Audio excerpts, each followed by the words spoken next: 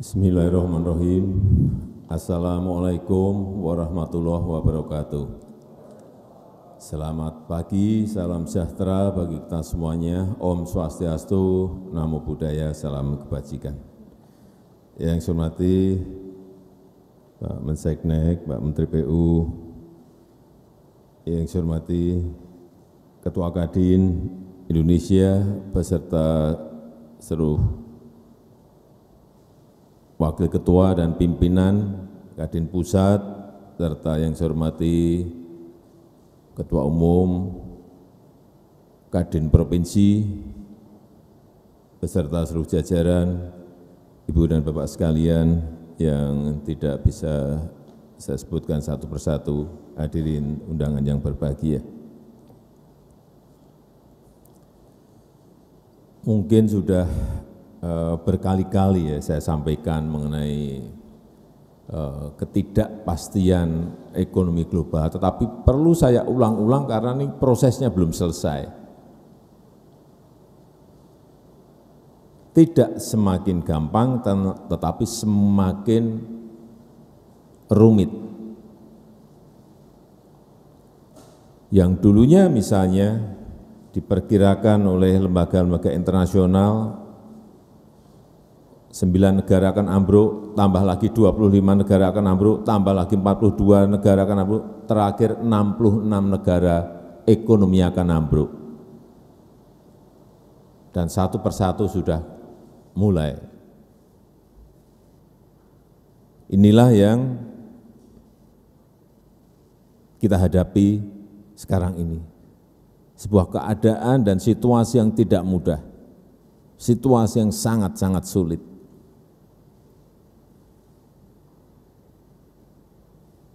Dan bertubi-tubi mulai dari krisis kesehatan karena pandemi, masuk ke krisis pangan, masuk lagi ke krisis energi, masuk ke krisis keuangan. Tidak mudah. Untuk pangan saja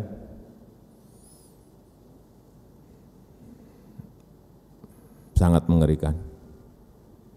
Saat saya ke Ukraina, kemudian ke Rusia, ketemu Presiden Zelensky, dan selama 1,5 jam saya berbicara dengan Presiden Putin, 2,5 jam saya berbicara.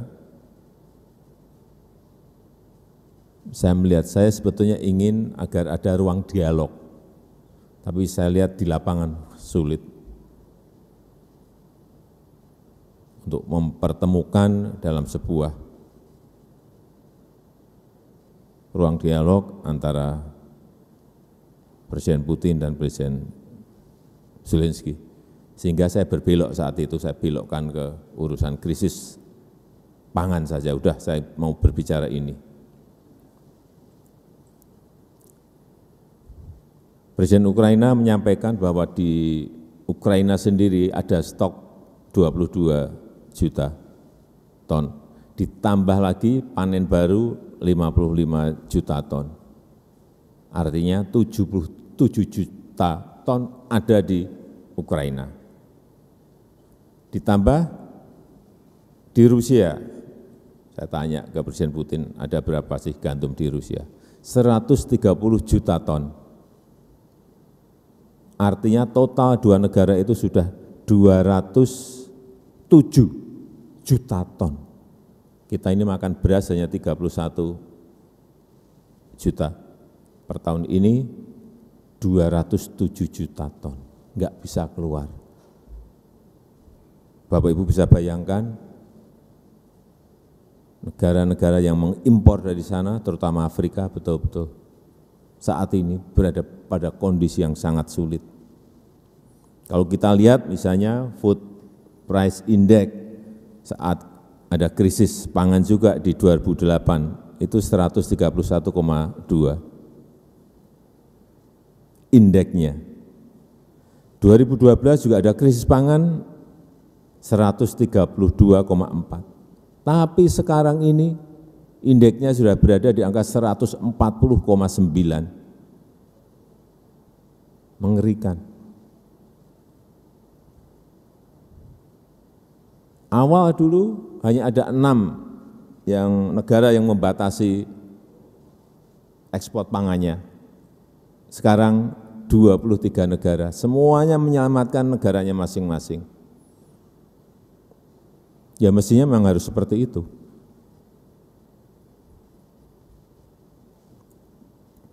Oleh sebab itu patut kita syukuri bahwa 2 minggu yang lalu disampaikan kepada kita sebuah sertifikat dari International Rice Research Institute yang menyatakan bahwa ketahanan pangan kita baik dan swasembada beras kita sudah dimulai sejak 2019.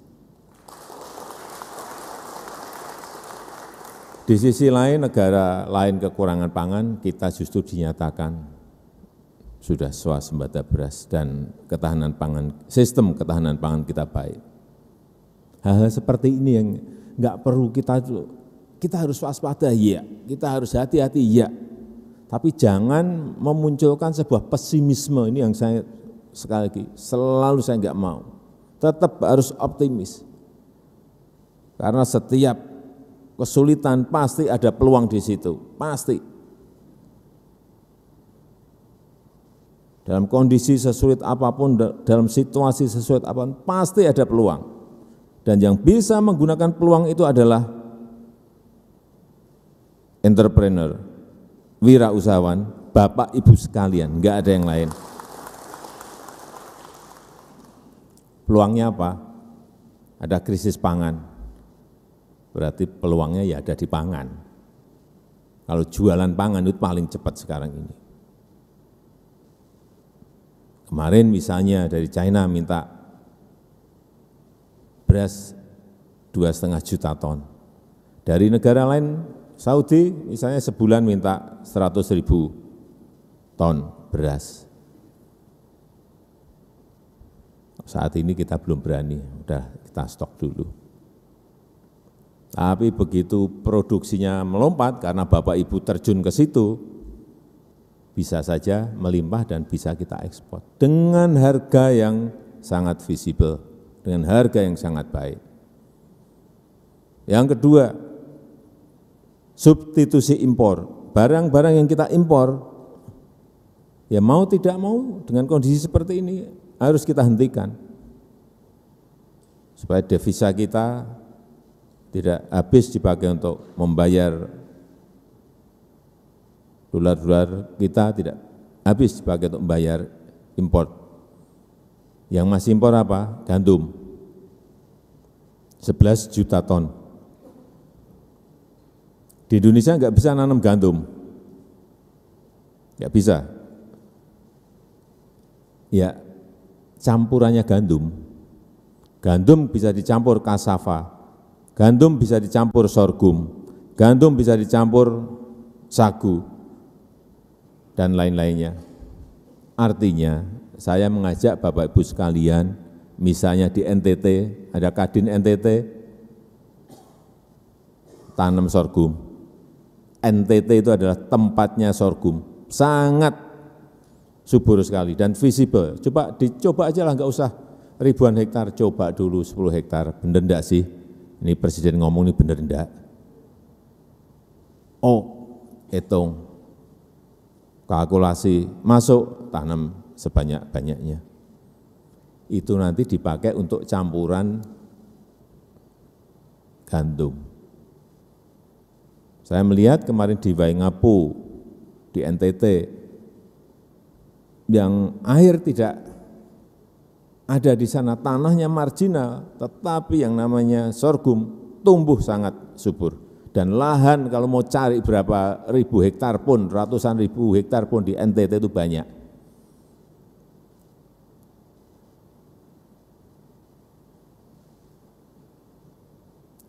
Ini yang kita tunggu dari Kadin untuk itu. Jagung, baik untuk makanan kita maupun untuk makanan ternak. Permintaan sangat banyak sekali.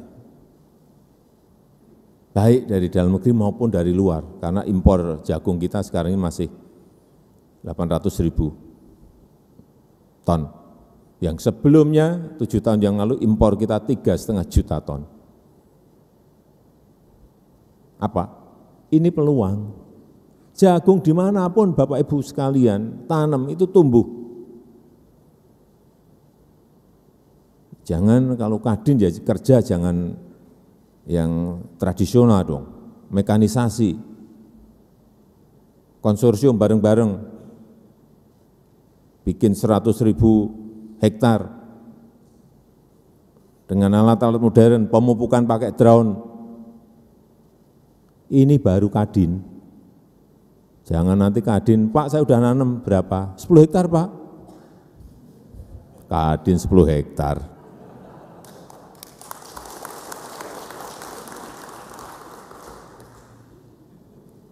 Yang kedua, hilirisasi. Saya tahu banyak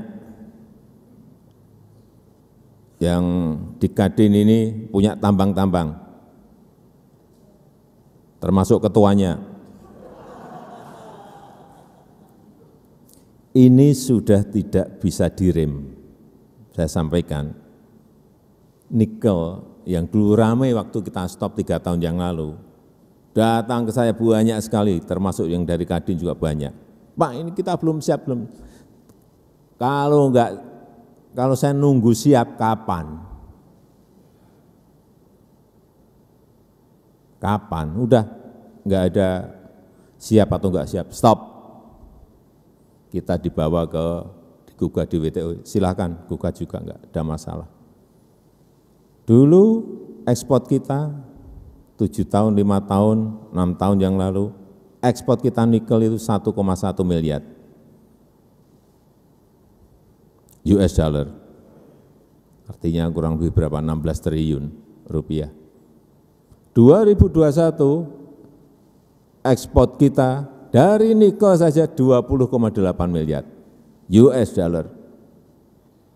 Lompatannya coba, dari 16 triliun melompat menjadi 300 triliun lebih. 306 triliun. Ini yang kita semuanya harus sadar. Tidak bisa lagi kita sudah berpuluh-puluh tahun ekspor bahan mentah. Ini jangan kaget, ini saya sampaikan dan sudah berulang-ulang kali saya sampaikan. Jangan kaget nanti saya stop boksit, jangan kaget nanti saya stop tembaga, jangan kaget nanti saya stop timah, jangan kaget nanti saya stop yang biasanya kita ekspornya raw material. Enggak. Karena nikel ini nanti pada akhirnya kurang lebih mungkin 35 sampai 40 miliar US dollar kita dari sini. Karena turunan-turunannya belum rampung. Sehingga neraca dagang kita, saya ingat 2012 minus 7 dengan, ini contoh, dengan RRT, minus 7,7 billion US dollar. 2021 karena kita sudah ekspor besi baja menjadi minus, defisit kita minus 2,4 miliar. Tahun ini saya pastikan kita dengan RRT plus, surplus.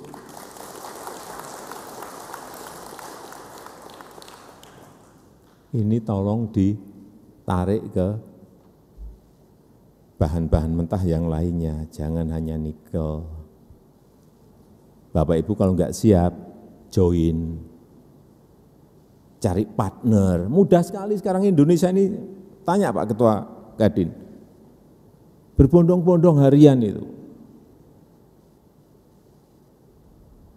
Yang orang datang ingin investasi, ya itu ajak aja, entah dari Korea, entah dari Jepang, entah dari RRT, entah dari Eropa. Karena apa?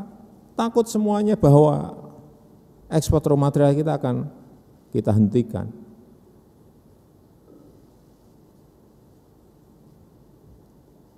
Dan nggak ada pilihan mereka, mau tidak mau mereka pasti ke sini.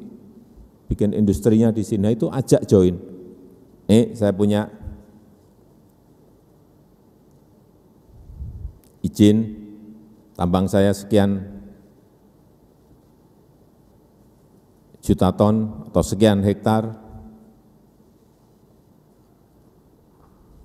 Join dengan mereka karena memang kita butuh teknologi, kita juga butuh investasi agar ada capital inflow. Hal seperti ini yang harus. Kemudian yang kedua yang berkaitan dengan UMKM. Saya minta pada Kadin Pusat, Kadin Daerah, agar teman-teman UMKM ini diajak untuk masuk ke ekosistem digital. Sudah 19 juta yang dalam 2 tahun ini yang kita ajak, tapi masih totalnya kan 64 juta UMKM kita. Ajak mereka semuanya. Kemudian juga ajak mereka untuk masuk ke e-katalog. Ini juga saya sampaikan ke Pak Ketua Kadin, tugasnya Kadin Daerah juga sama. Produk-produk unggulan yang ada di provinsi, kabupaten, kota, ajak semuanya masuk ke e-katalog. Karena e-katalog kita sekarang kita buka betul, agar yang menengah, yang kecil, yang mikro semuanya bisa ikut berpartisipasi. Sehingga yang terjadi adalah pembelian produk-produk dalam negeri sebanyak-banyaknya untuk proyek-proyek yang didanai dari APBN maupun BUMN. Sangat lucu sekali. APBN yang kita koleks dari pajak, dari PNBP, dari royalti, dari masuk ke APBN, kemudian keluar sebagai belanja pemerintah yang dibeli barang impor. Waduh, bodoh banget kita ini kalau kita terus-teruskan seperti itu. Enggak. Uang APBN, uang BUMN, belanja APBN, belanja APBD, belanja BUMN harus dan wajib beli produk dalam negeri. Sekarang sudah saya suruh tanda tangan semua daerah, komitmen bisa beli berapa triliun, berapa miliar. Komitmennya sudah muncul di angka 897 triliun. 897 triliun komitmen.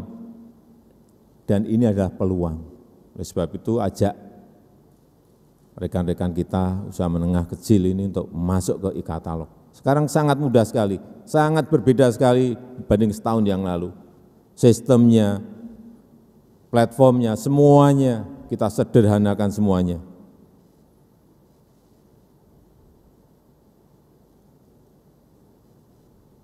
Ini akan bisa mendongkrak pertumbuhan ekonomi yang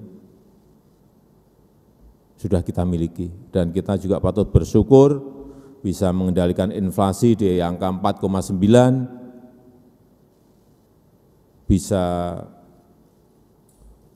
meningkatkan pertumbuhan ekonomi dari yang kuartal pertama 5,01%, kuartal kedua 5,44%, yang negara lain itu sekarang semuanya turun dan anjlok pertumbuhan ekonominya. Tadi pagi saya cek juga konsumsi listrik, saya sering ngecek-cek angka-angka yang hal-hal yang penting untuk kita lihat. Konsumsi listrik sudah tumbuh 7,3%, 7,3%. Artinya industri ini bergerak naik. Artinya pabrik-pabrik mulai ekspansi. Ini yang harus kita syukuri. Kredit juga tumbuh, yang sebelumnya sudah 2 tahun yang lalu, setahun yang lalu masih di angka-angka 1, 2, 3%, sekarang sudah berada di angka 10,6. 10,6. Artinya apa? Ini akan men-trigger pertumbuhan ekonomi kita. Dana pihak ketiga juga tumbuh 9,13%. Artinya juga, ini utamanya mungkin yang di Kadin, ini banyak yang nabung di bank, karena duitnya kelebihan. Non-performing loan juga masih di angka 2,86, masih, menurut saya masih sangat baik. Ini yang harus